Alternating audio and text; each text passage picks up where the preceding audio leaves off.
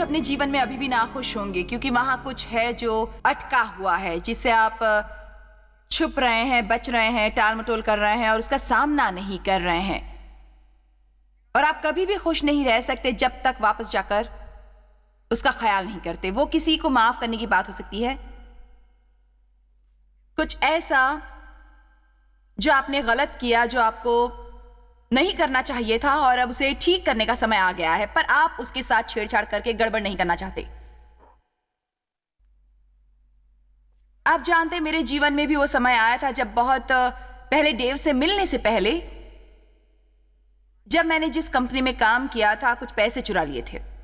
मैंने शादी की थी एक छोटे मोटे चोर से और उसी में फंसकर मैंने चोरी की थी। हम शहर से भाग गए और दूसरे राज्य में चले गए। और जब परमेश्वर के साथ मेरे गहरे संबंध स्थापित हुए कुछ वर्ष बाद, डेव से शादी की, बच्चे हुए, तब तक वो 1970 का दशक था। परमेश्वर ने मुझे सेवकाई का बुलावा भेजा। एक दिन मुझे ऐसा लगा कि परमेश्वर मुझे स्पष्ट रूप से कह रहे हैं, वापस जाओ और परिस्थिति का सामना करो और पैसे लौटा दो और बताओ कि ये मैंने किया था।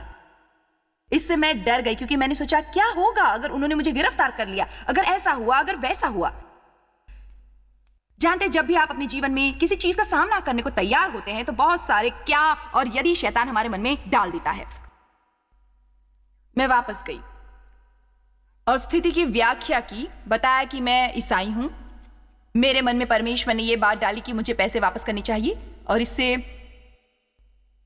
उनके दिल में मेरे लिए एक आदर पैदा हुआ कि जो मैंने किया उसकी जिम्मेदारी ले रही हूं। लोग हमारा सम्मान नहीं करते जब तक हम चीजों से भागते हैं। वो हमारा सम्मान करते हैं जब हम कहते हैं मैं गलत था, माफी चाहता हूं, मैं इसकी जिम्मेदारी लेता हूं, मुझे ऐसा नहीं करना चाहिए था, मुझे ऐसा कार्य नहीं करना चाहिए था। लेकिन हम हर समय कोशिश करते हैं किसी चीज से बचने और टाल मटोल करने की। मेरे जीवन में वो समय भी आया जब परमेश्वर ने मुझसे कहा कि मुझे अपने पिता का सामना करना चाहिए। वो भयानक रहस्य जो हमारे परिवार में हमेशा था, जिसके बारे में कोई नहीं जानता था, वो अनाचार, वो यौन शोषण, वो हमेशा पिता का आतंक जो मुझ पर छाया रहता था। मेरा मतलब, मैं उनसे इतनी आतंकित थी, उनसे बात करने से कतराती थी, उनके पास जाने से डरती थी। उसके बारे में बात करना आवश्यक है जो आपने मेरे मन में किया, मेरे लिए भयानक कल्पना से कम न था। पर वो दिन आया जब परमेश्वर ने कहा आज ही है वो दिन, और मैं गई और वही किया। आपको क्या करना चाहिए, मैं ये बताने का प्रयास नहीं कर रही, ये परमेश्वर पर है कि वो क्या करने को कहते हैं। मैं नहीं कह रही कि आप कुछ चुराएं, जो मैंने किया वैसा करें। मैं ये भी नहीं कह रही कि आप ऐसा ना करें। मैं बस ये कह रही हूं कि कुछ चीजों से हम नहीं निपटते जो हमें परेशान करती हैं और हमें उन्हें दबा रखना होता है इतना अंदर की कभी कभार हमें पता नहीं चलता कि हमें क्या परेशान कर रहा है। हमें कोई चीज परेशान कर रही होती है, उसका दोष हम अन्य चीजों पर डाल देते हैं, और कुछ ऐसी चीजें होती हैं जिसे हम ठीक नहीं करते। अब वहां बड़ी आंखों वाला एक झुंड उपस्थित है, क्योंकि अभी आप सोच रहे हैं अपने उस अधूरे काम को करने के लिए, और आप कह रहे हैं ओ मेरे प्रभु, पता नहीं मुझे यहां आना चाहिए था या नहीं।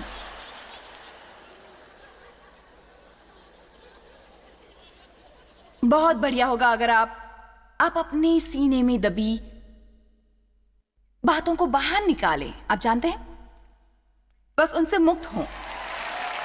खैर, 2 शमूएल 12 हमारे पास एक स्थिति है राजा दाऊद के बारे में, जिसने वह विचार किया, महिला के पति को मार डाला जिसके साथ उसने वह विचार किया था। यह है राजा दाऊद, प्रभु का चहीता, जिसने कहा था मेरा परमेश्वर ने अभिषेक किया है। एक चरवाहा जिसने सारे गीत गाए, भजन संहिता लिखी, उसी ने ये भयानक पाप किया। मैं इस मामले में नहीं जाऊंगी, पर यह एक अच्छा मुद्दा है जहां बाइबल कहती है कि जब राजा लड़ाई पर गया, दाऊद घर में रहा। वो ऐसा आमतौर पर नहीं करता था, पर मुझे लगता है उस पर आलस छा गया था, एक निष्क्रिय आलस, बनस्पत इसके कि वो वहां अपने लोगों के साथ होता, सेना से लड़ता हुआ हमेशा की तरह। पर वो घर पर रहा और उसने बत्शेबा को देखा छत पर नहाते हुए, और यही उसका पतन बना। अगर वो वहां गया होता जहां उसे होना चाहिए था, चलिए इस बात को छोड़ते हैं। आप में से कुछ परेशानी में न पड़ते अगर आप इतवार की सुबह गिरजे में होते जहां आपको होना चाहिए था। आप में से कुछ मुसीबत में नहीं पड़ते अगर आप वो समय परमेश्वर के साथ गुजारते जैसा कि आपको करना चाहिए था। जहां आपको होना चाहिए था, इस बात का मूल्य है। पर वैसे भी दाऊद परमेश्वर का महान आदमी, जिसके बारे में परमेश्वर ने कहा था, यह आदमी मेरे हृदय के करीब है। उसने न केवल यह पाप किया बल्कि पूरे वर्ष उसकी पूरी तरह अपेक्षा की जो उसे करना था। यह बात उसे खाए जा रही थी। वो कभी उस पर दोष डालता और कभी उस पर दोष डालता। ऐसा ही दोषारोपण हम करते हैं। ओ वो शैतान है, शैतान है, शैतान है। मेरी खुशी मुझसे दूर जा रही है। तो परमेश्वर ने कुछ समय दाऊद से बात की। नाताल नाम का भविष्यवक्ता, मेरे ख्याल से कई बार परमेश्वर लोगों को भेजता है हमसे बात करने। वो लोगों को भेजता है ताकि हम हालात का सामना कर सकें, पर हम उन पर टूट पड़ते हैं। चलिए, शायद परमेश्वर ने आज मुझे भेजा है किसी का सामना करने के लिए, आपके जीवन के कुछ मुद्दों का सामना। मैं ये इसलिए नहीं करती क्योंकि मुझे मजा आता है। मैं ये करती हूं क्योंकि किसी और चीज से अधिक मैं चाहती हूं कि लोग जाने की मसीह उनके लिए सूली पर चढ़ गए। मैं चाहती हूं कि आपकी शांति मिले, न्याय परायण बने और पवित्र आत्मा का आनंद मिले। और मैं चाहती हूं कि आप गलत ईसाई न बने। आमीन। और उसके होने का एक ही रास्ता है कि मैं आपको मदद करूं मुद्दों का सामना और न भागने में, बचाने में और टाल मटोल करने में। और बहुत तरह के तरीके हैं चीजों से भागने के, पर आज मैं आपसे खास तौर पर बात करने जा रही हूं सामना करने, आपके बुरे व्यवहार, सांसारिकता से भिड़ने और सामना करने की, अपने ही पापों से। अब वो लोगों के बारे में सोचना भी नहीं जिन्हें यहां चाहते थे। आज आप सोचते थे कि वो लोग यहां पर क्यों नहीं हैं। ओ यार, मेरे पति यहां नहीं है, काश मेरी मां आज यहां होती। खैर, वो नहीं, पर आप हैं। और मैं नहीं चाहती कि आप इसे इसलिए सुने कि आप ऐसे किसी के लिए सुन रहे हैं कि आपके लिए है। और परमेश्वर को हर व्यक्ति से कुछ कहना होता है।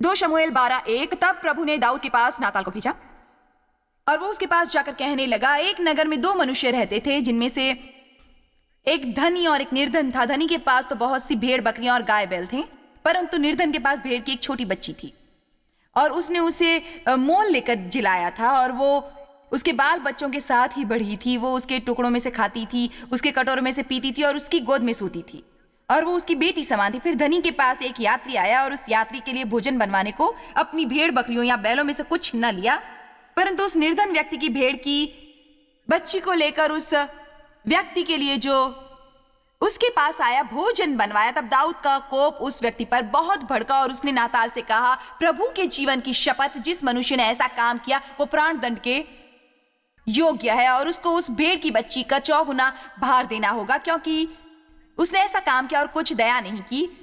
तब नाताल ने दाऊद से कहा, तू ही वो मनुष्य है।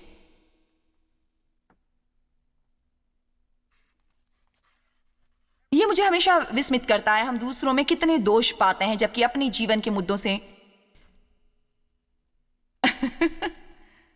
अनजान बने रहते हैं। वास्तविकता में मेरे विचार से ये उनमें से एक चीज है जिसका इस्तेमाल शैतान सबसे ज्यादा करता है। हमें बढ़ने से रोकने के लिए वो हर एक दोष दिखाता है और इस प्रक्रिया में हम अपने आप से नहीं लड़ते। आज आपको एक चीज अच्छे से समझनी होगी, दूसरों के साथ जो गलत हो रहा है उसे आप भूल जाइए। एक राय उन्हें नहीं बदलेगी, निराधार बातें उन्हें नहीं बदलेगी, ज्यादा से ज्यादा समय तक उनसे बात करके भी उन्हें नहीं बदल सकते।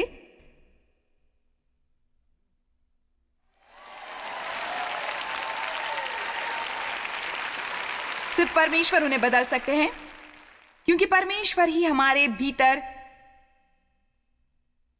प्रवेश करके हमें बदल सकता है। पर आप पवित्र आत्मा को सहयोग कर सकते हैं और उसे परिवर्तन करने दीजिए। जिसकी आपको जरूरत है वो आपको सच बताएगी, और मेरा अनुभव बताता है, अभी का अभी सोचिए, यदि तथाकथित नहीं बदलते तो आप कभी भी खुश नहीं रह पाएंगे। पर यह आपको अभी बता सकती हूं कि यदि आप में बदलाव आता है तो कुछ भी हो जाए आप खुश होंगे। तू ही वो मनुष्य है। खैर, दाऊद ने पश्चाताप किया, परमेश्वर ने उसका प्रयोग किया, भले ही उसने जीवन में कई भूलें की।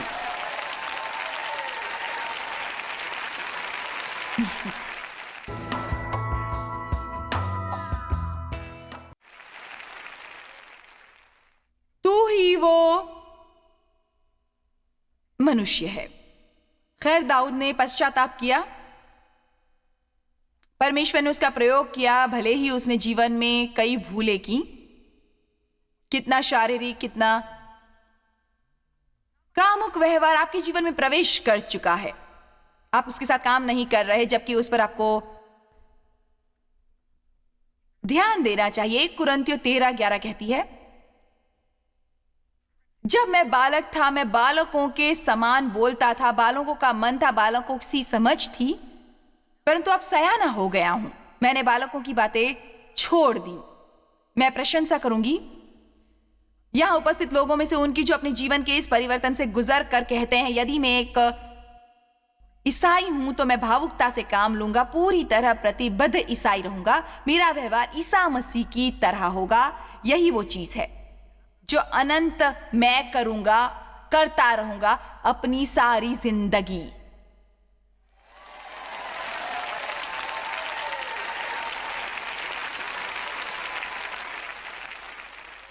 यदि परमेश्वर मेरे शब्दों का प्रयोग उन लोगों को प्रेरित करने के लिए करेगा जो यहां है, परमेश्वर के प्रति प्रतिबद्ध और पीछे न मुड़ने के लिए करेगा, तो मेरा यहां आना सार्थक होगा। यहां तक मेरा संबंध है। किस तरह के पापों की चर्चा कर रही हूं मैं आज? मैं आपको बताना चाहूंगी कि मैं बूढ़े लोगों के बारे में बात नहीं कर रही। ऐसा तो नहीं है कि यहां से जाने के बाद आप बैंक लूटने की योजना बनाएंगे आज। आप शायद ये करने नहीं जा रहे हैं, और ना ही आप ग्रोसरी स्टोर से खाना चुराने जा रहे हैं। पर एक मौका है कि आप शिकायत करें और बड़बड़ाए दिन समाप्ति के बाद।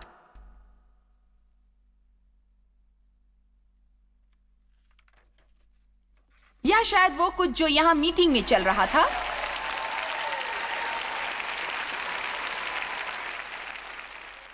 एक मौका है शायद आप किसी के साथ न्याय करें या गपशप, ऐसी राय जिसकी आपको जरूरत नहीं, क्योंकि सच सच ये है कि किसी के प्रति राय रखना आपका काम नहीं। उच्च अधिकारी के प्रति आप विद्रोही हो सकते हैं, या किसी लालच या किसी स्वार्थ, कुछ अशुद्ध विचार, क्षमा न करना, कोई ईर्ष्या, कोई जलन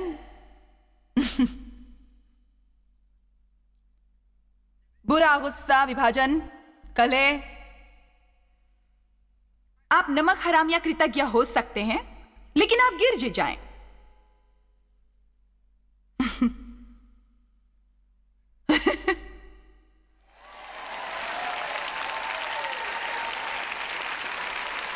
खैर, मैं गिरजे जाती हूं महीने में एक बार अभिवादन करने।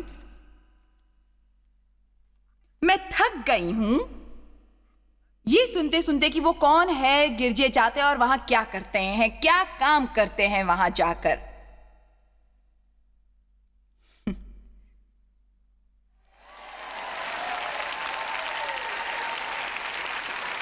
यदि आप कार चलाते समय गति सीमा तोड़ने जा रहे हैं तो बम्पर स्टिकर को हटा दें।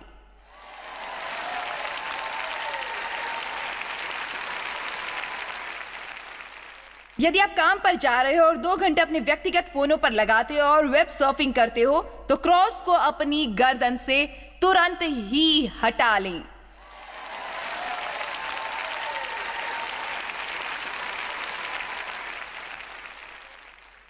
हमारे लिए व्यक्तिगत निष्ठा से कुछ भी महत्वपूर्ण नहीं होना चाहिए। राजा दाऊद ने जो कहा वो मुझे पसंद है। उसने कहा था, मैं अपने घर निष्ठा से आया। ये मुझे पसंद है। ये उसने दर्शाने के लिए किया था। बंद दरवाजों के पीछे क्या किया था जब कोई देख नहीं रहा था, ये करने के लिए उसने प्रयास किया था जिससे उसका विश्वास दिखा। उसके जीवन में वो कल भी था जिसमें उसने पाप किया और परमेश्वर से बच निकला। ऐसा लोगों के साथ हो सकता है। परमेश्वर का धन्यवाद, उनकी दया उन पर है। पर आज ये बहुत कठिन है किसी ऐसे को पाना जो कहे मैं तुम्हें कल वापस बुलाऊंगा और उन्हें ऐसा करने दें।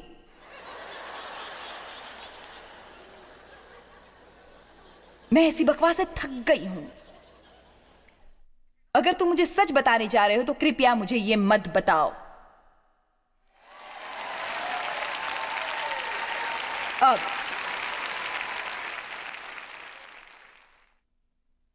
आप परमेश्वर को जानना चाहते हैं, या इतना कि परमेश्वर आपके लिए क्या कर सकता है?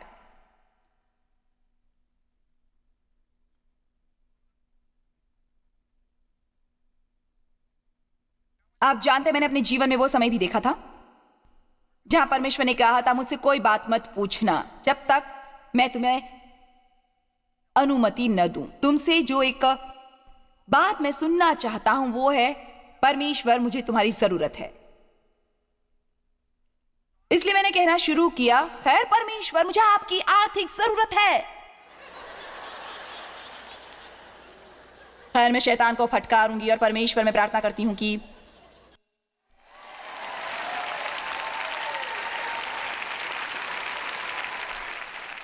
ओ खैर कोई बात नहीं परमेश्वर, मुझे बस आपकी जरूरत है।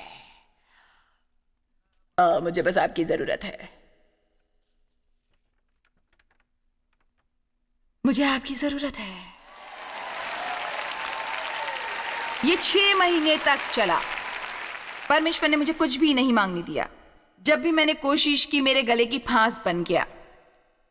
मैंने परमेश्वर का चेहरा तलाशना सीखा, उसके हाथ नहीं। जब आप परमेश्वर के चेहरे को तलाशते हैं तो आपको उसके हाथ हमेशा खुले मिलेंगे। पर यदि आप परमेश्वर की तलाश सिर्फ इसलिए करते हैं कि वो कुछ करे तो आप उसे नहीं पाएंगे, तो आप हमेशा एक कामुक छोटे बच्चे, अपरिपक्व कामुक ईसाई हैं।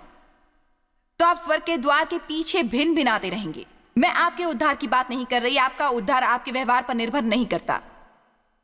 वो मृत्यु पर आधारित है, प्रत्यावर्ष और रक्त पर आधारित है जो हमारे प्रभु, हमारे उद्धारक यीशु मसीह ने बताया था। लेकिन मैं आपको बता दूं हम क्या बात करने जा रहे हैं। आज हम बात करने जा रहे हैं उस यात्रा की जिसका आनंद आप उठाएंगे। क्या आपका सम्मान हो रहा है? आप अच्छा फल पाने के लिए जा रहे हैं? क्या लोग आपको देखकर कहेंगे मुझे लगता है वो तुम में है? और क्या वो आपको देखकर कहेंगे पाखंडी? फिलिपियों 3:8। जब तक दाऊद ने यह लिखा, मुझे लगता है वो पहले से ही नए नियम का काफी हिस्सा लिख चुका था।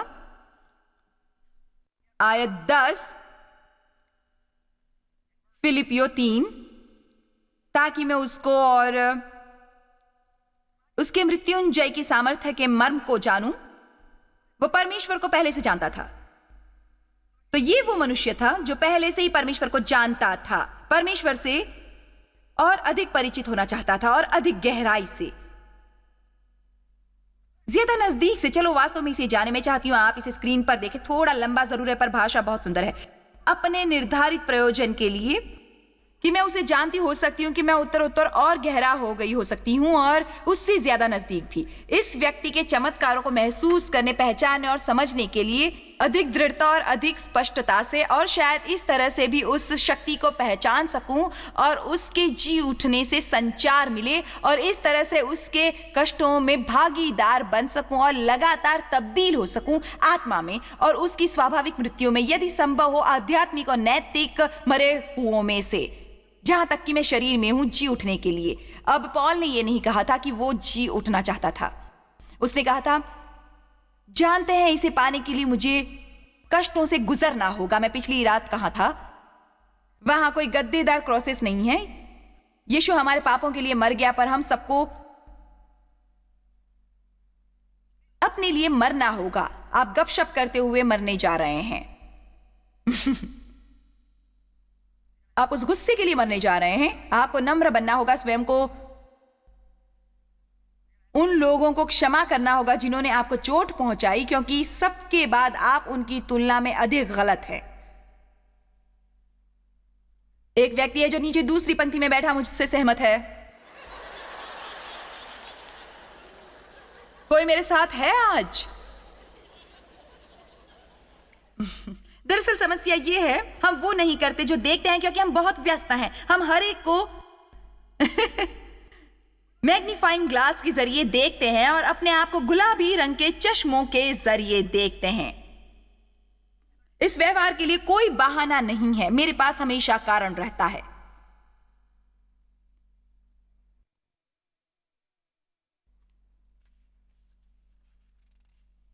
वास्तव में, दरअसल जो यहां पॉल ने लिखा, बस मैं उस व्यक्ति के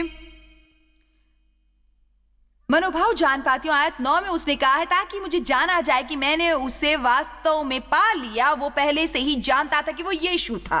वो पहले से ही दूसरों को यीशु में रहने की सीख दे रहा था। फिर भी वो यहां कह रहा है, ताकि जाना जाए कि मैंने उसे पा लिया है। अपना स्वयं का कोई धर्म नहीं, वही धार्मिकता है जो परमेश्वर के कार्यों द्वारा प्राप्त होती है, और यही धार्मिकता वो देता है। पॉल एक गहरे रहस्य का खुलासा करता है।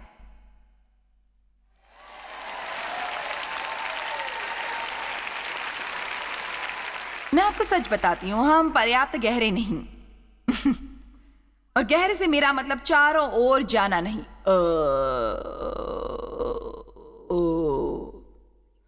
महसूस किया इसे। मैं आत्मा में चलने के बारे में बात कर रही हूं, शरीर में चलने की बात नहीं कर रही। मैं बात कर रही हूं गहराई में रहने की, उसके परे, जो आप चाहते हैं, जो सोचते हैं, जो महसूस करते हैं।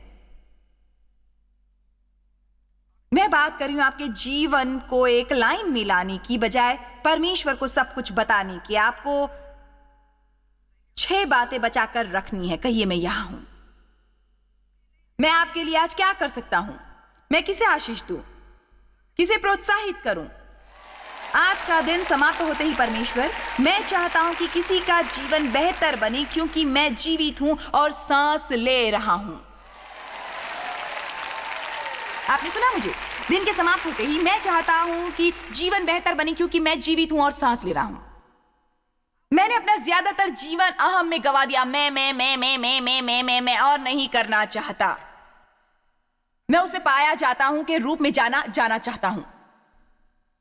पॉल ने कहा था, मेरे पास सब था यार, शिक्षा, मैं सही सामाजिक समूह में था, मुझे यकीन है उसके पास मित्र था, वो फरीसियों का फरीसी था। मेरा मतलब, वो जीवन के ऊपरी सोपान तक धार्मिक था। और उसने कहा था, जानते हो वो सब क्या है? ये गोबर है।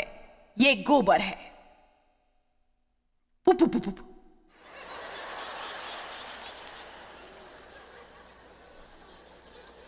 अमूल्य विशेषाधिकार की तुलना में उसे जानने और उसमें पाए जाने में गहरे तक जाना होगा, गहराई तक जाना होगा।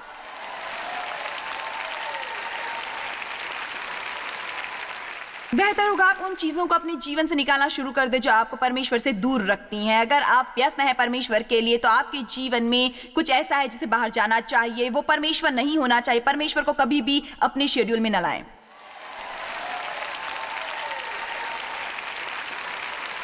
अब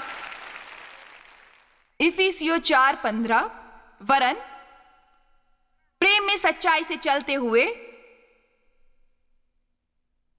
सब बातों में जो सिर है, अर्थात मसीह में बढ़ते जाएं। मुझे यकीन है कि आज परमेश्वर हम में से हर एक का सच उजागर करना चाहता है। यह समय है भागना बंद करने और मुद्दों का सामना करने का। खैर, यह समय है भागना बंद करने और मुद्दों का सामना करने का। खैर, कई तरीके हैं अपनी समस्याओं से भागने के, परंतु एक ही तरीका है उन्हें जीतने और उनका डटकर सामना करना। जॉय स्माइल मिनिस्ट्रीज में आप हमारे लिए कितने अहम हैं, इसका आपको अंदाजा नहीं। हम आपके आभारी हैं और हम धन्यवाद करते हैं अपने सब मित्रों और सहयोगियों का कि उन्होंने इस विश्वव्यापी सेवकाई को संभव बनाया। मिलकर हम भूखों को खिला रहे हैं, गरीबों को पहना रहे हैं और कई देशों में सुसमाचार पहुंचा रहे हैं। कृपया हमसे संपर्क करें या विजिट करें jmmindia.org पर। आज ही अपनी प्रार्थना के अनुरोध बताने के लिए, हमारे साधनों के बारे में और जानकारी और जॉयस की सभाओं का शेड्यूल जानने के लिए और हमारे सहयोगी बन जाएं दुनिया भर में मसीह का प्रेम बांटने के लिए। ये कार्यक्रम जॉय स्माइल मिनिस्ट्री के मित्रों और पार्टनर्स द्वारा प्रायोजित है।